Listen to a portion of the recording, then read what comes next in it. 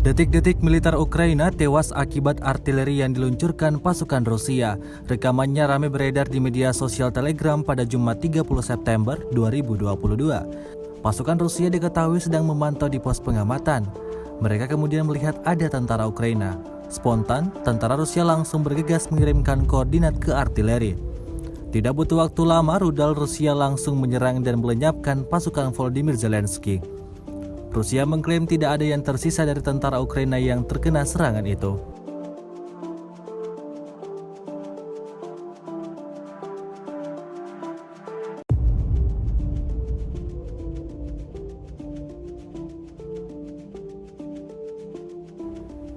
Sejauh ini selama invasi berlangsung, Rusia secara total merilis 307 pesawat Ukraina, 155 helikopter, dan 2.107 kendaraan udara tak berawak, serta sistem rudal anti pesawat dieliminir oleh pasukan Vladimir Putin.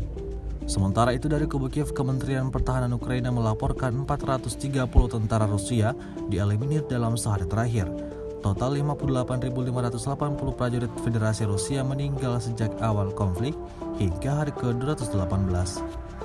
Terima kasih sudah nonton. Jangan lupa like, subscribe, dan share ya.